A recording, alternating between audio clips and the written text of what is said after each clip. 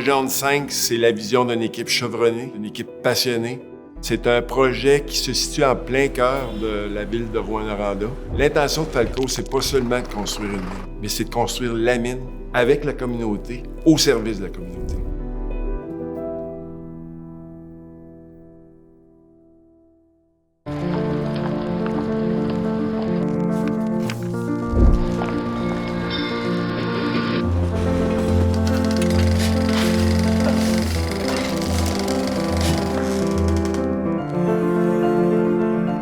L'histoire géologique de l'Abitibi a commencé il y a 2,7 milliards d'années, alors qu'ici, on était dans un milieu sous-marin avec des roches volcaniques qui étaient en train de se déposer dans le fond de l'eau.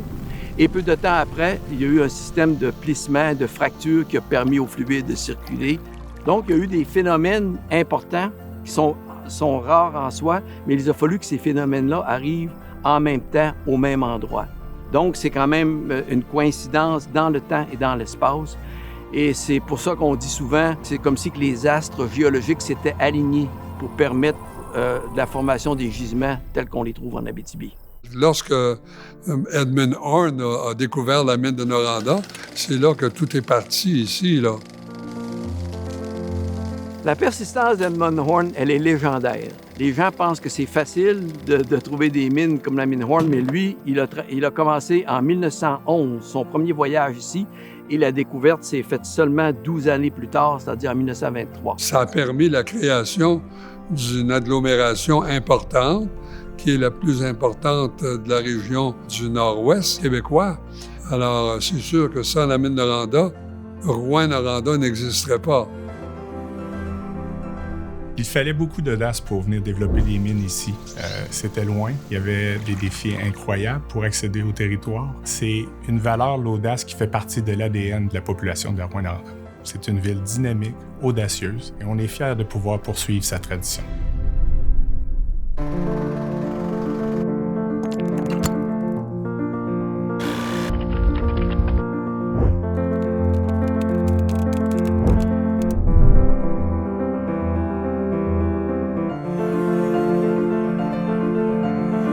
La position du projet ON 5, essentiellement, on se situe sous l'ancien dépôt de la mine Horne. Et en surface, on projette l'utilisation des anciennes infrastructures de la mine Quema. Le gisement qu'on va exploiter, le gisement ON 5, c'est un gisement de classe mondiale. Classe mondiale parce qu'on a plus de 6 millions d'onces équivalent contenus dans le dépôt. On parle évidemment d'une production aurifère importante. On parle d'un gisement qui contient plus de 80 millions de tonnes de minerais. On prévoit produire annuellement 340 000 onces d'or équivalentes pour une période d'environ 15 ans. Le gisement est ouvert en profondeur, ce qui pourrait prolonger la durée de la mine. Il y a 4 principales composantes du projet. Premièrement, il y a la mine. Deuxièmement, il y a le complexe minier. Ensuite, il y a le parc à résidus. Et finalement, il y a les conduites qui relient le complexe minier et le parc à résidus. Le minerai sera extrait de la mine, transporté à la surface, traité à l'usine, et les résidus miniers seront retournés sous terre sous forme de remblai en pâte. Le surplus des résidus miniers sera transporté par conduite au parc à résidus. Le complexe minier va incorporer beaucoup d'infrastructures sur un petit site, notamment le chevalement et l'usine de traitement de minerais. L'usine de traitement de minerais va produire un concentré de zinc, un concentré de cuivre et des lingots d'or. Tout sera fait directement sur le site.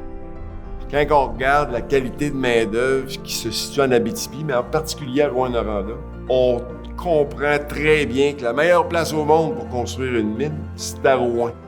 Les avantages de l'emplacement du projet ON 5, c'est entre autres les services des aqueducs à proximité, c'est l'aéroport, c'est l'énergie verte à côté de chez nous.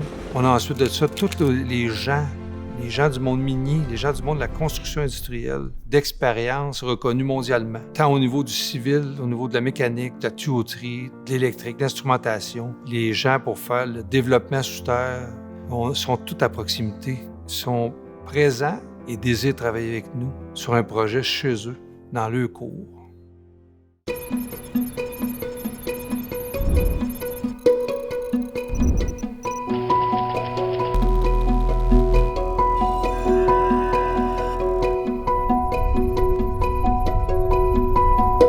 Quand on parle d'innover, on pense tout de suite à technologie.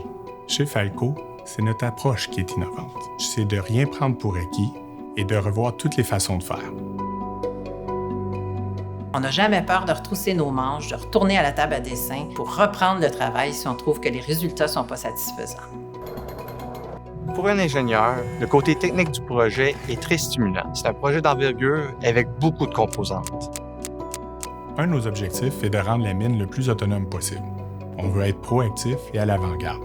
Par exemple, certains de nos équipements vont être téléopérés de la surface. Ça va nous permettre de faire 2 choses importantes. 1, augmenter la sécurité des employés et 2, offrir des meilleures conditions de travail. On retire les gens des endroits les plus à risque et on ouvre la porte à une main-d'œuvre plus diversifiée.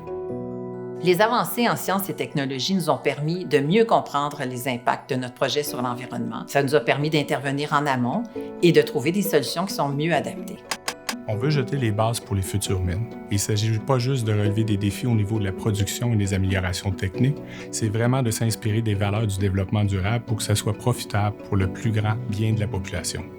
Généralement, les ventilateurs principaux de la mine sont installés en surface, mais pour réduire le bruit pour la communauté, on a eu l'idée de les placer sous terre à plus de 300 mètres en profondeur. Pour nous, c'est vraiment changer le visage de l'industrie minière.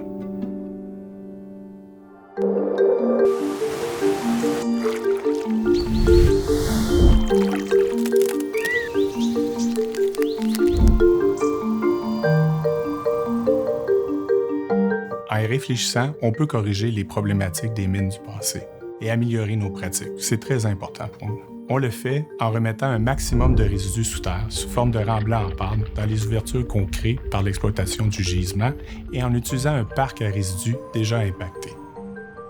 Notre équipe s'est vraiment posé la question comment nous pouvons concevoir un site qui, à long terme, aura un impact sur l'environnement très limité ou inexistant.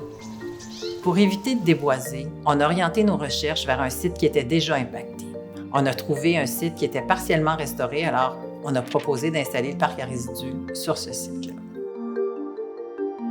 Le site de la mine Norbecke offre une topographie très vallonneuse. En fait, ce que ça veut dire, c'est que des creux topographiques naturels sont déjà disponibles.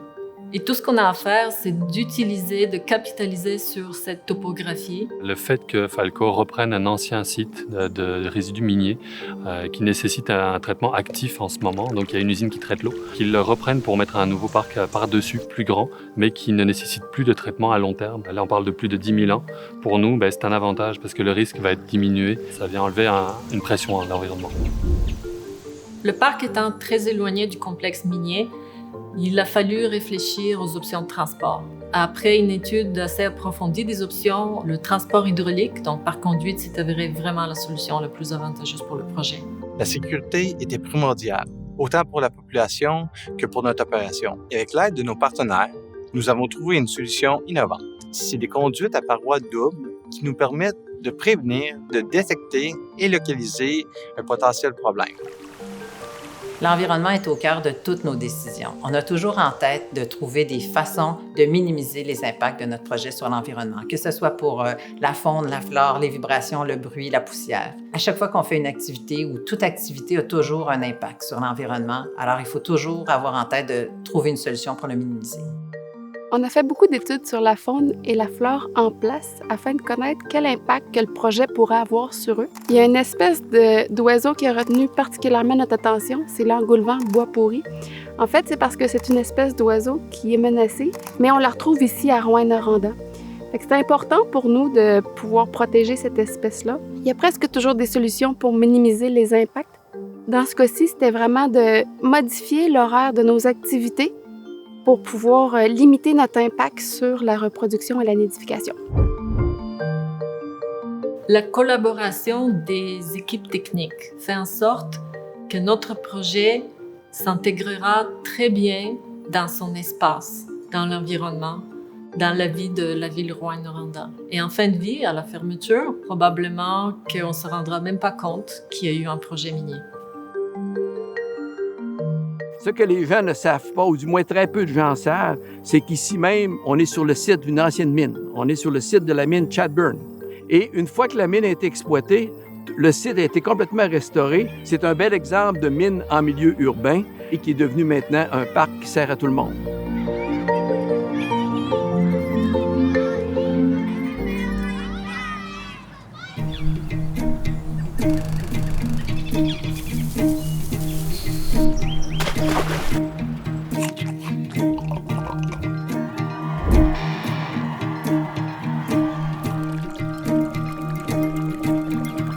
Le fait d'avoir une mine en milieu urbain nous a amené à consulter les citoyens en ayant en tête de toujours minimiser les impacts pour la communauté. Ça nous a forcés à être vigilants et plus responsables face à l'environnement. On essaye d'avoir le plus petit impact environnemental possible et de laisser le plus grand impact positif à la communauté.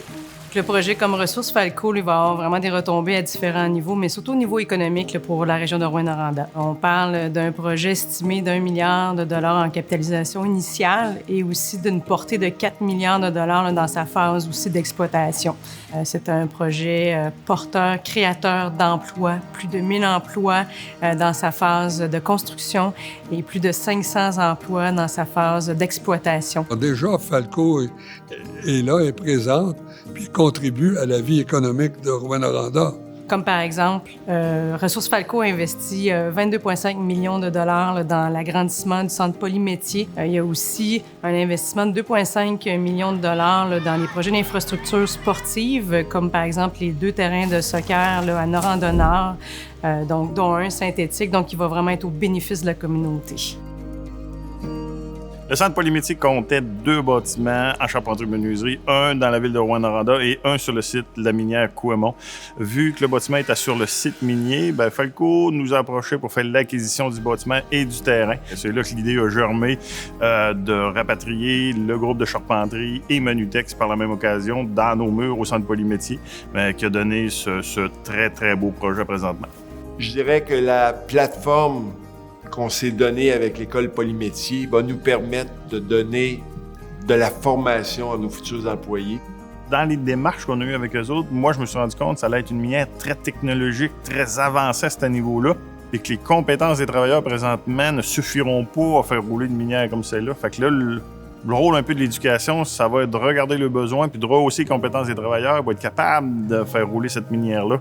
Par sa carte de programme actuelle de Cégep de l'Abitibi-Témiscamingue, est un partenaire à ce sens-là avec Ressources Falco.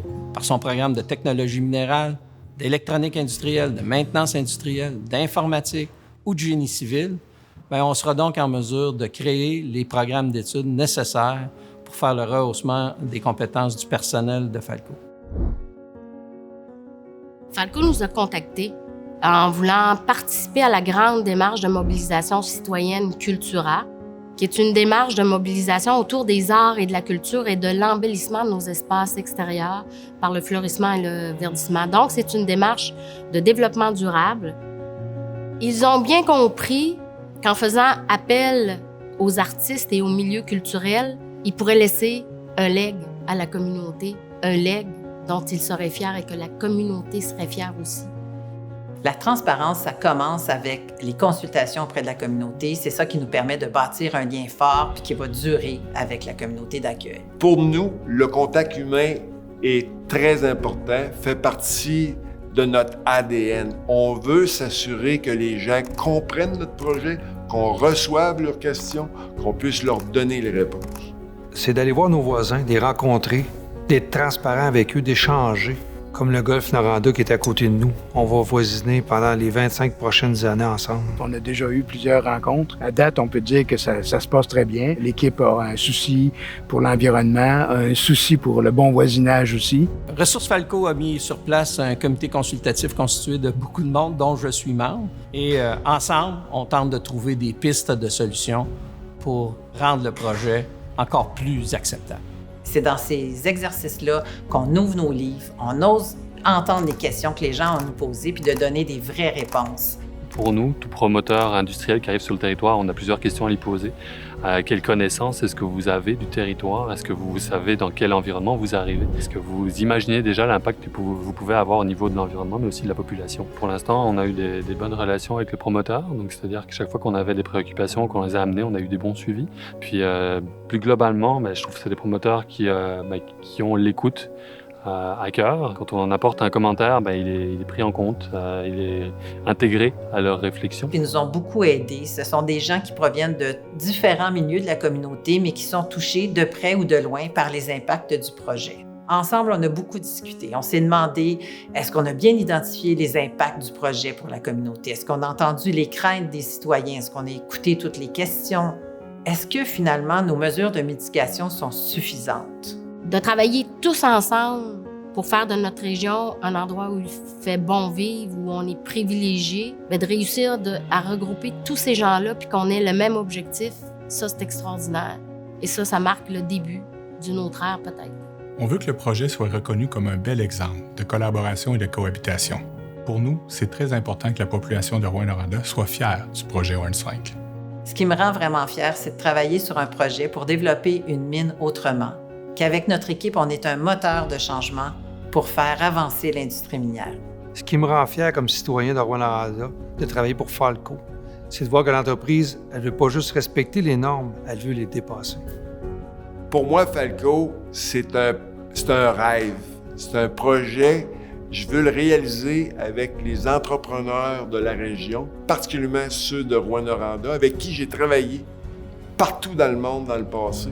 Et aujourd'hui, j'ai l'occasion, avec eux, de construire le projet chez eux, dans leur cours, et de voir cette grande réalisation-là et de dire, vous avez participé chez vous à ce beau défi, à ce beau projet.